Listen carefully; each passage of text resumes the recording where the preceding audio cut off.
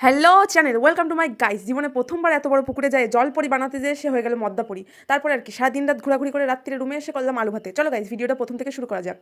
Guys ও হাঁক দিয়ে গেল, আমার ফোনটাও সুইচ অফ হয়ে গেল। যাই হোক, আর কিছু দেখাতে পারলাম না গাইজ। তারপরে রুমে এসে ফোনটা চার্জ ফার্জ দিয়ে তারপরে সবাই মিলে রেডি ফেডি হয়ে এখন যাব আমরা সমুদ্রের ধারে। ওই জন্য সবাই গোছ গাছ করছিল। আমি আবার নিজের ক্যাম্বাই দেখাবো, ওই জন্য আয়নার সামনে একটু জুম করে নিজেকে দেখালাম গাইজ। এবার সবাই আমরা বেরিয়ে পড়লাম।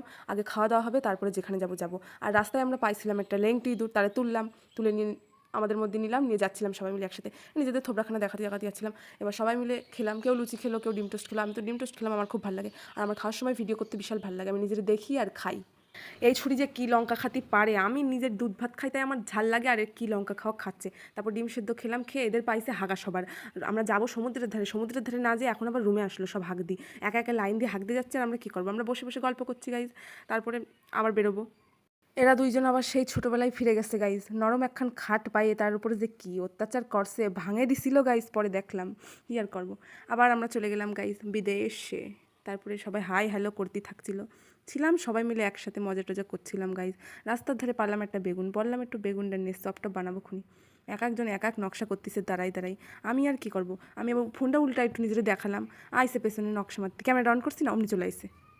এই জায়গায় দাঁড়িয়ে আমি আবার একটু নাইট জামা পরে নিলাম গাইজ। তোমরা জানো নাইট জামা মানে কি? থাক আর বলছি না, নাইট জামা এক লাফে কোলে উঠে পড়ছে, বাপ রে বাপ। আমি আবার একটু পাঞ্ছি বানু উড়তি ফিরু করতে যাচ্ছিলাম, গামছা নিয়ে আইসি বাড়িতে দেখাবো খানি, ভালোভাবে একটু আদর কর। দিল এক চট, জম্মের শয়তান, সবার কাটি দিতেই হয় গাইজ।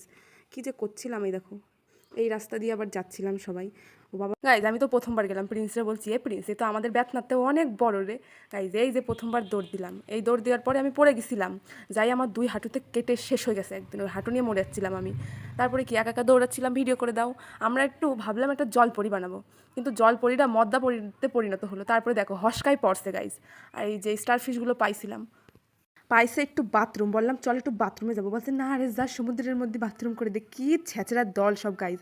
তারপরে ও বাথরুমের থেকে এসে আবার আমি চলে আসলাম, কাদা মাটি মাখিয়ে হাঁটতি পোস পাস মারতি এই করছি। এই দেখো ওই ঘোড়াটা কিরম জোরে নিঃশ্বাস নিচ্ছিল, বাবা ভয় লাগছিল, যদি এক ঠুস মারে তাহলে তো আমি শেষ। ওই যে আবার স্টার ফিশ পাইছিলাম, পাইয়ে দেখাচ্ছিলাম, দেখছো জীবনে তোমরা?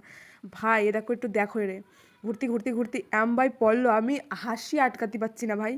লোকের পড়া দেখে হেসে লাভ নাই, আমিও পড়ছিলাম ধুম করে। রুমে এসে ফ্রেশ হলাম, হয়ে ভাবলাম রেডি ফেডি হয়ে বেরোবো। তারপরে ভাবলাম যা একটু পুল রয়েছে, পুলে একটু দাপাই আসি। তারপরে সবাই মিলে পুলে গেলাম। সবাই মিলে তো না, এক দুইজন গেছিলাম, বেশি লোক যায়নি গাইজ, 3-4 জন মোটে।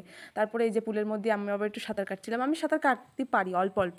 তারপরে আবার সবাই রুমে এসে এখন দেখো চুল টুল শুকানো হচ্ছে, রেডি ফেডি হয়ে আমরা এখন যাবো। আমার চুল গেল আটকায়, রেডি ফেডি হয়ে এখন যাবো মার্কেট।